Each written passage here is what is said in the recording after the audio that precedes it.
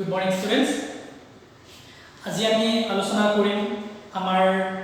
ৰাজনীতি বিজ্ঞানৰ প্ৰথমটো লেসনৰ শেষৰটো বিষয় যাক ৰাজনৈতিক তত্ত্ব বুলি কোৱা হয়। আমাৰ লেসনটোৰ মূল বিষয় ৰাজনৈতিক তত্ত্ব। মই তোমালোকক ইতিমধ্যে এই লেসনটোৰ ৰাজনীতি মানে কি আৰু ৰাজনীতি বিজ্ঞান মানে কি আৰু এই দুইটাৰে কাৰ্যাৱলী তাৰ বৈশিষ্ট্য বা তাৰ পৰিসৰ সন্দৰ্ভত আলোচনা কৰিলো। আৰু সেই আজি আমি ইয়াৰ আমাৰ লেসনটোৰ মূল বিষয় ৰাজনৈতিক তত্ত্বৰ বিষয়ে আমি আলোচনা কৰিবলৈ আগবাঢ়িছো। এতিয়া ৰাজনৈতিক তত্ত্ব বুলি কওঁতে অৰ্থাৎ ৰাজনীতিৰ সৈতে যি তত্ত্ব জড়িত হৈ থাকে তাকে ৰাজনৈতিক তত্ত্ব বুলি কোৱা হয়। কি ক'লো যে ৰাজনীতিৰ সৈতে যেতিয়া তত্ত্ব জড়িত হৈ থাকে তাকে ৰাজনৈতিক তত্ত্ব বুলি কোৱা যায়। এতিয়া ৰাজনীতি মানে বুলি ক'লে কি মানে ইয়াৰ অৰ্থ কি সেই সন্দৰ্ভত আমি যিহেতু ইতিমধ্যে আলোচনা কৰিলে গতিকে মই সেইখিনিলৈ আকৌ মই ঘূৰি নাযাওঁ। এতিয়া কথাটো হ'ল তত্ত্ব মানে কি? তত্ত্ব শব্দৰ অৰ্থ হ'ল যেতিয়া কোনোবা এটা বিষয়ৰ ওপৰত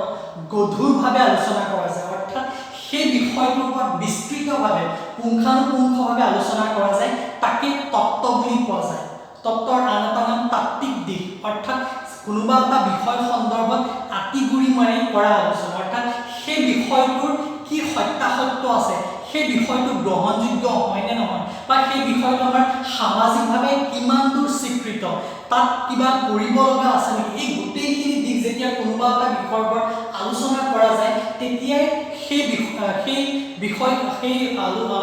আলোচনা কৰা দৃষ্টিভংগীখিনিকে সেই বিষয়টোৰ তত্ত্ব বুলি কোৱা যায়, যাক আমি সামাজিকভাৱে স্বীকৃতি দিব পাৰোঁ, যাক আমি গ্ৰহণযোগ্য বুলি মানি ল'ব পাৰোঁ। অৰ্থাৎ কোনোবা এটা বিষয়ৰ ওপৰত কৰা পুংখানুপুংখ আলোচনা, অৰ্থাৎ বিস্তৃতভাৱে কৰা অধ্যয়নে হ'ল তত্ত্ব। এতিয়া সেই তত্ত্বক ৰাজনীতিৰ সৈতে জড়িত কৰা গৈছে, যেনেধৰণে ৰাজনীতি মানে কি সমূহীয়া স্বাৰ্থ পূৰণৰ সৈতে জড়িত এক প্ৰক্ৰিয়া, আৰু এই সমূহীয়া স্বাৰ্থক যেতিয়া সত্যাসত্য নিৰূপিত হয় তেতিয়া সেই সমূহীয়া স্বাৰ্থৰ সৈতে বিজ্ঞান জড়িত হৈ পৰে, যাক আমি ৰাজনীতি বিজ্ঞান বুলি কওঁ। এতিয়া কথাটো হ'ল এই যে ৰাজনীতি বা ৰাজনীতি বিজ্ঞানত আমি যিবোৰ বিষয় আলোচনা কৰোঁ সেই বিষয়বোৰৰ সত্যাসত্য থাকিব লাগিব, তেতিয়াহে সেইখিনিক আমি সামাজিকভাৱে গ্ৰহণ কৰিব পাৰিম বা সমাজত বাস কৰা যিখিনি মানুহ আছে সেই মানুহখিনিক আমি সেই বিষয়সমূহ ব্যৱহাৰৰ উপযোগী কৰি তুলিবগে পাৰিম। গতিকে সেই বিষয়বোৰক মানুহৰ ব্যৱহাৰৰ উপযোগী কৰি তোলা বিষয়টোকে ৰাজনৈতিক তত্ত্ব বুলি কোৱা যায়। গতিকে আমি ৰাজনৈতিক তত্ত্ব বুলি ক'লেনো আমি পৰীক্ষাত আহিলে কেনেধৰণে লিখিব পাৰিম সেইটো আমি প্ৰথমতে জানিলে। মই ইতিমধ্যে তোমালোকক ইয়াৰ ওপৰত নোটখিনি দিছোঁ, তাত পঢ়িলে গম পাবা। লিখা আছে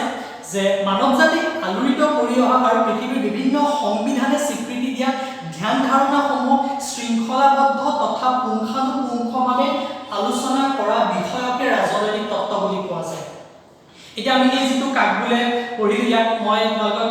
তিনিটামান পাৰ্টত মই বুজাই দিওঁ, তেতিয়া বুজি পাবা যে ৰাজনৈতিক তত্ত্ব বুলি কওঁতে সেই তাত্ত্বিক দিশ বা সেই গধুৰ বিষয়বস্তু বা সেই যে শৃংখলাবদ্ধভাৱে আলোচনা যে কৰাৰ কথাটো যে ক'লো, কিয় ক'লো।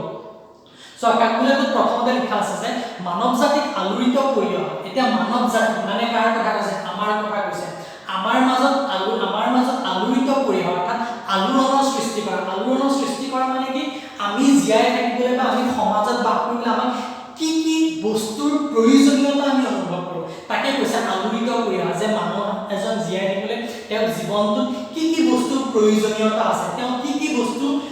নহ'লে জীয়াই থাকিব নোৱাৰে, তাকে কৈছে যে মানৱ জাতিক আলোড়িত কৰি অহা। আৰু পৃথিৱীৰ বিভিন্ন সংবিধানে স্বীকৃতি দিয়া ধ্যান ধাৰণাসমূহ, অৰ্থাৎ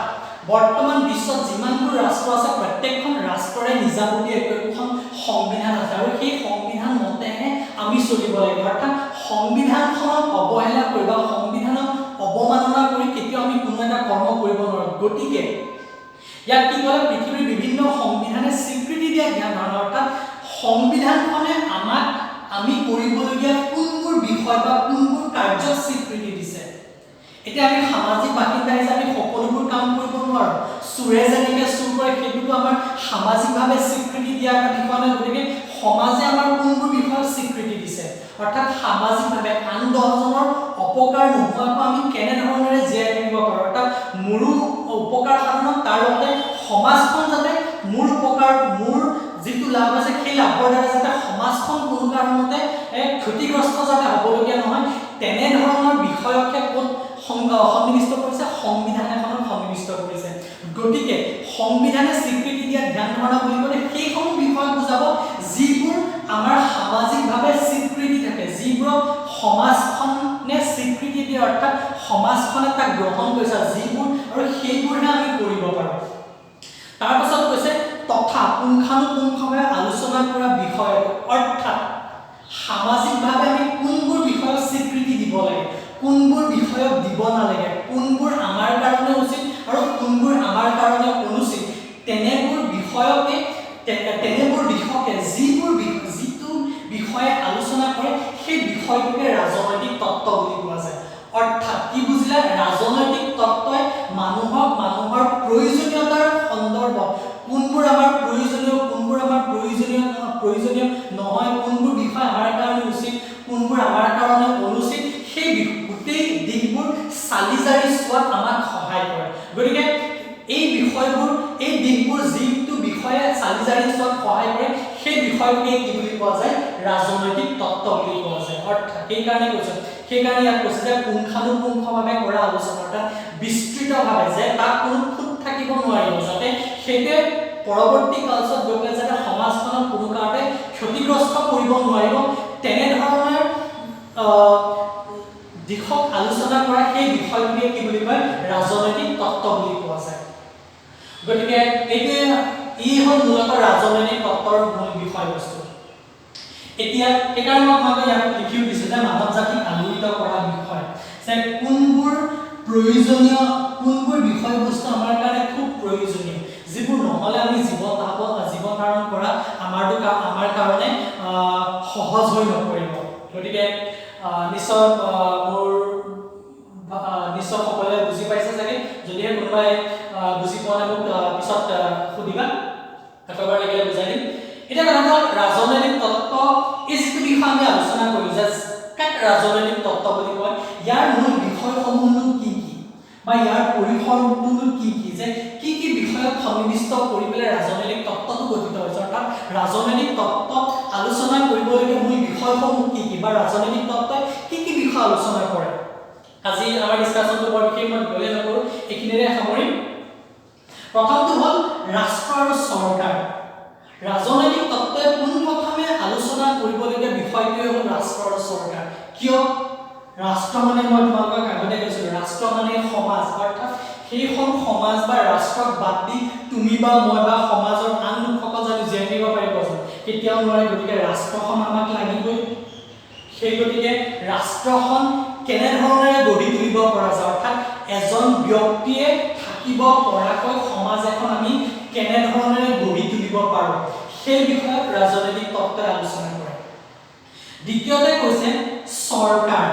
এই যে সমাজখন বা যাক আমি ৰাষ্ট্ৰ বুলি কওঁ এই সমাজ বা ৰাষ্ট্ৰখন কোনে পৰিচালনা কৰিব আৰু তেওঁলোকে পৰিচালনা কৰিব যাওঁতে কেনেধৰণেৰে সমাজখন পৰিচালনা কৰিব অৰ্থাৎ যিটো বিভাগ বা যিটো ব্যৱস্থাই আমাৰ সমাজ বা ৰাষ্ট্ৰখনক পৰিচালনা কৰে তাকে কি বুলি কয় চৰকাৰ বুলি কয় অৰ্থাৎ চৰকাৰ আৰু ৰাষ্ট্ৰ কোনো ক্ষেত্ৰতে ভুল হ'ব নোৱাৰিব অৰ্থাৎ এই দুইটা জীয়াই থাকিবলৈ দুইটাৰ দৰকাৰ অৰ্থাৎ এটা মুদ্ৰাৰে ইপিঠি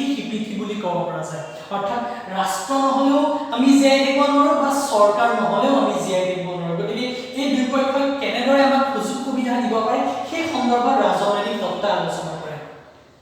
দ্বিতীয়তে আহে ক্ষমতা বুলি কওঁতে ক্ষমতা মানে কি যাক আমি ইংৰাজীত পাৱাৰ বুলি কওঁ অৰ্থাৎ যেতিয়াই কোনোবা এটা খুব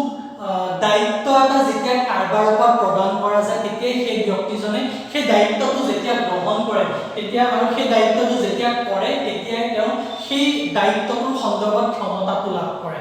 অৰ্থাৎ এখন সমাজ চলিবলৈ হ'লে সমাজত ক্ষমতা লাগিবই কাক সমাজখন কোনে পৰিচালনা কৰে চৰকাৰ আৰু এই চৰকাৰখনক কোনে নিৰ্বাচন কৰিছে সেই ৰাষ্ট্ৰ বা সমাজত বাস কৰা জনসাধাৰণ গতিকে ক্ষমতা আমাক লাগিব অৰ্থাৎ ক্ষমতাটো কাক কাক লাগিব অৰ্থাৎ ৰাষ্ট্ৰখনত বাস কৰা জনসাধাৰণ লগতে সেই ৰাষ্ট্ৰখন পৰিচালনা কৰা বিভাগ যাক আমি চৰকাৰ বুলি কওঁ তাক ক্ষমতা লাগিব গতিকে সেই ক্ষমতাটো কেনে ধৰণৰ হ'ব আৰু সেই ক্ষমতাটো কেনে ধৰণে প্ৰয়োগ কৰা যাব সেই বিষয়ে ৰাজনৈতিক তত্ত্বই আলোচনা কৰে ইয়াৰ পাছত তৃতীয়তে ৰাজনৈতিক আদৰ্শ আদৰ্শ আমি জানো যাক অনুসৰণ কৰা যায় তেনে আমাৰ কাৰণে আদৰ্শবাদী ব্যক্তি হৈ পৰে যাক আমি যিটো আমি অনুসৰণ কৰোঁ সেইটোৱে হ'ল আদৰ্শ অৰ্থাৎ এখন ৰাষ্ট্ৰ সমাজ বা এজন ব্যক্তি নিজৰ জীৱনত বা আগুৱাই যাবলৈ তেওঁ একোটা আদৰ্শ গ্ৰহণ কৰিবই লাগিব যেনেদৰে যিসকল লোকৰ নেতৃত্বত ভাৰতবৰ্ষই স্বাধীনতা লাভ কৰিছিল সেই লোকসকল আমাৰ কাৰণে আদৰ্শ মই নামসমূহ নকওঁগে তাৰ লগতে যিবোৰ ব্যৱস্থাক আমি খুব ভাল পাওঁ যিবোৰ ব্যৱস্থাই আমাৰ জীৱনটো আমাক গঢ় দিয়াত সহায় কৰিছে সেই ব্যৱস্থাবোৰ আমাৰ কাৰণে আদৰ্শ গতিকে আদৰ্শ অবিহনে কেতিয়াও সমাজ ব্যৱস্থা গঢ় লৈ নুঠে গতিকে কেনে ধৰণৰ আদৰ্শ আমি গ্ৰহণ কৰিব লাগে আৰু কেনে ধৰণৰ আদৰ্শ সমাজ এখন আগুৱাই যোৱাত সহায় কৰে তাকে নিৰ্ধাৰণ কৰে কোনে ৰাজনৈতিক তত্ত্বই ক্লিয়াৰ শেষৰটো পইণ্ট আহে বাস্তৱ ৰাজনৈতিক ঘটনা মানে সমাজত এনেকুৱা কিছুমান বিষয় আছে যিবোৰ বিষয় দৈনন্দিন ঘটি থাকে আৰু দৈনন্দিন ঘটা সেই বিষয়বোৰৰ পৰা আমি দৈনিক কিবা নহয় কিবা এটা শিকিব পাৰোঁ বা শিকিবলৈ সক্ষম আৰু যিটোৱে সেইটো আমি ভৱিষ্যতে যিকোনো কাৰ্যত আমি লগাবলৈ আমি কেতিয়াবা চেষ্টা কৰোঁ গতিকে নিত্য নৈমিত্তিক সদায় ঘটি থকা ঘটনা কিছুমানৰ পৰাও আমি বহু কথা শিকাওঁ সেইটোৱে পৰৱৰ্তী কালত আমাৰ সমাজ ব্যৱস্থা বা আমাৰ দৈনন্দিন জীৱনৰ যাপনৰ ওপৰত আমাৰ ওপৰত ক্ৰিয়া কৰা দেখা যায় গতিকে কেনেধৰণৰ ঘটনাৰ পৰা আমি শিকিব লাগে আৰু কেনে ধৰণৰ ঘটনা আমি গুৰুত্ব দিব নালাগে সেই সন্দৰ্ভত এজন ব্যক্তিক বুজি উঠাত সহায় কৰে কোনে ৰাজনৈতিক তত্ত্ব অৰ্থাৎ এই গোটেইবোৰ দিশ বুজিব হলে তুমি ইয়াৰ পৰা বিস্তৃতভাৱে চিন্তা চৰ্চা তুমি কৰিব লাগিব সেই যে চিন্তা চৰ্চা কৰিছা গধুৰভাৱে বিস্তৃতভাৱে বহলভাৱে য'ত কোনো ধৰণৰ খুঁত নাই যাক তুমি ভালকৈ আয়ত্ত কৰিব পাৰিছা সেই হ'ল ৰাজনৈতিক তত্ত্ব এক প্ৰকাৰ গতিকে ৰাজনৈতিক তত্ত্ব বুলি ক'লে আমি এইখিনি বিষয় বুজাৰো এই চাৰিটা পইণ্টে হ'ল বিশেষকৈ ৰাজনৈতিক তত্ত্বৰ মূল বিষয় বা পৰিসৰ গতিকে বুজি পাইছে চাগে কিবা কোৱেশ্চন থাকিলে মোক সুধিবা ইয়াৰ পাছত ৰাজনৈতিক তত্ত্ব এটা সৰু বিষয় এটা মই তোমালোকৰ লগত আলোচনা কৰি আমাৰ ডিসকাশন আজি ইয়াতে সামৰিম যে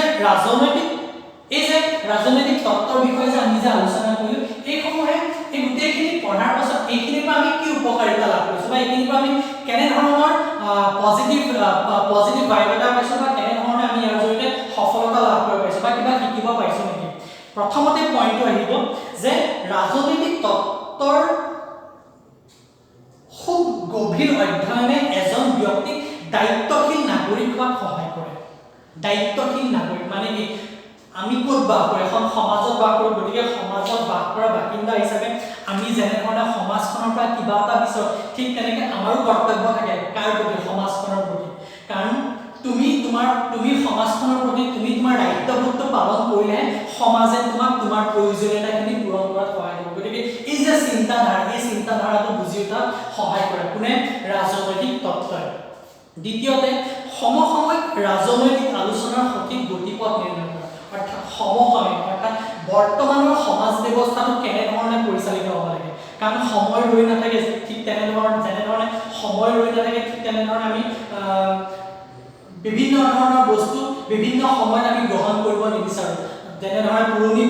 বস্তু কিছুমান জানো আজিৰ দিনত জানো আমি ব্যৱহাৰ কৰোঁ জানো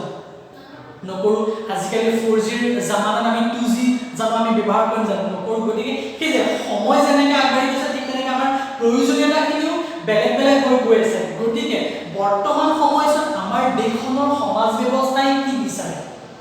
বৰ্তমান সমাজ ব্যৱস্থাৰ পৰিস্থিতি কি সেই সন্দৰ্ভত ৰাজনৈতিক তত্ত্বই আমাক বুজি উঠাত সহায় কৰে 3 নম্বৰ শেষৰ পইণ্ট আহে বিকাশৰ চৰিত্ৰ উন্মোচন বিকাশৰ চৰিত্ৰ বুলি কওঁতে কিবা এটা কাম আমি হাতত ললো, আমি কৰিলো কামটো, পৰৱৰ্তী কালছত সেই কামটোৰ পৰা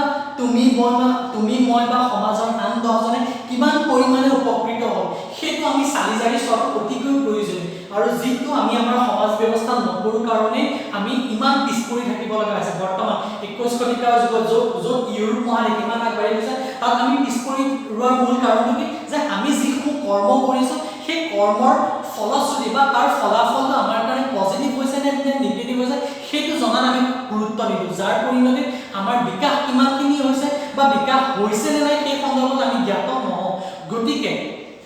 আমি সময়ৰ লগত কিমানখিনি আগবাঢ়ি যাব পাৰিছো বা কিমানখিনি পিছ পৰি আছো সেই গোটেইখিনি বুজি উঠা বা তাৰ চৰিত্ৰটো নিৰ্ণয় কৰাতে ৰাজনৈতিক তত্ত্বই নিজৰ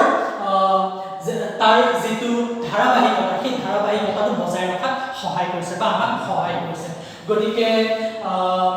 আজিৰ আলোচনাৰ মূল বিষয়বস্তু এইখিনিয়ে। গতিকে ৰাজনৈতিক তত্ত্ব সন্দৰ্ভত যিখিনি মূল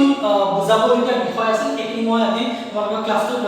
সেইখিনিকে সামৰি লৈ পেলাই মই ভিডিঅ'টো বনালোঁ।